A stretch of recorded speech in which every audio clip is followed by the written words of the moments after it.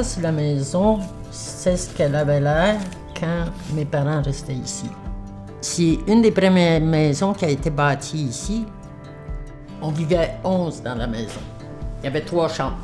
Il y a la chambre qui est toujours là, était un peu plus petite. C'était la chambre de mes parents. Il n'y avait pas de division. Il n'y avait pas d'armoire de cuisine. Les murs étaient en plywood. C'était vraiment rudimentaire. Tu devrais voir les parties de Noël qu'on a eues ici. Cette maison-là, c'est vraiment un héritage de mes parents. Avant qu'elle décède, quand on a parlé de la maison, j'ai dit « Maman, je vais la garder, la maison, mais je te promets une chose, tu vas avoir la plus belle maison. » Ça faisait plusieurs années que ça se discutait, la propriété privée dans la communauté. Puis finalement, on a fait un comité, on l'a mis en place, puis on a mené à terme la politique de l'accès à la propriété. Quand je parlais d'une situation possible au niveau de l'application de la politique d'accès à la propriété privée, je prenais ma mère. Puis je me disais que probablement qu'elle aussi, elle voudrait devenir propriétaire de sa maison. Fait que quand Benoît m'a parlé d'acheter la maison, écoute, ça a été la plus belle nouvelle que je pouvais pas avoir. J'ai dit enfin, mes rêves se réalisent. J'étais tellement heureuse. Toutes les maisons, présentement, sauf celle à Denise, qu'on a fait le transfert récemment, appartiennent au conseil de bande. Fait que tout le monde est locataire ici. Puis le but, c'est un peu de déresponsabiliser le conseil, mais responsabiliser les gens aussi. La gestion des terres est régie par la loi sur les Indiens.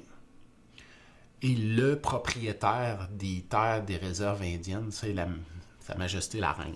Il n'y a pas une banque qui veut prêter un individu dans la communauté parce que c'est sur la terre de réserve. Puis la loi sur les Indiens prévoit que c'est des biens non saisissables sur la communauté. Fait qu'ils n'ont pas de forme de garantie hypothécaire sur la maison. Ici, on gère le parc de logement de 160 maisons. En gros, on fait l'entretien de toutes les maisons de la communauté.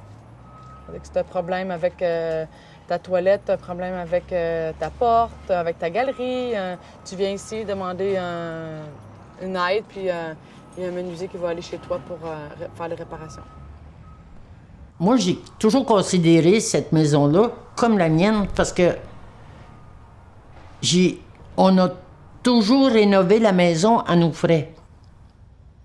On a fait des aménagements, on a fait du gazon, on a planté des arbres, des arbustes pour que ça ait moins d'un champ.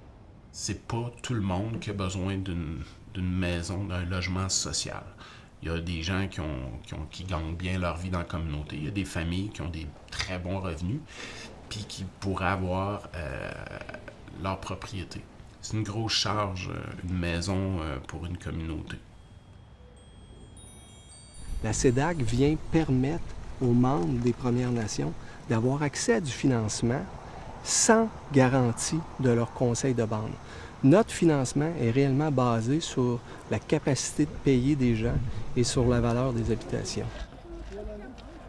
Il y a une question de fierté collective à quelque part dans tout ça.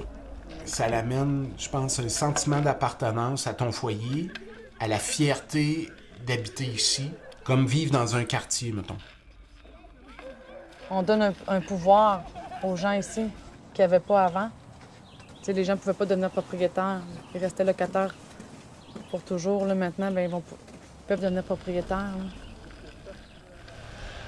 Pour la prochaine année, là, j'ai 7-8 prospects là, pour devenir propriétaire. À 7-8 par année, dans 10 ans, ça fait 70.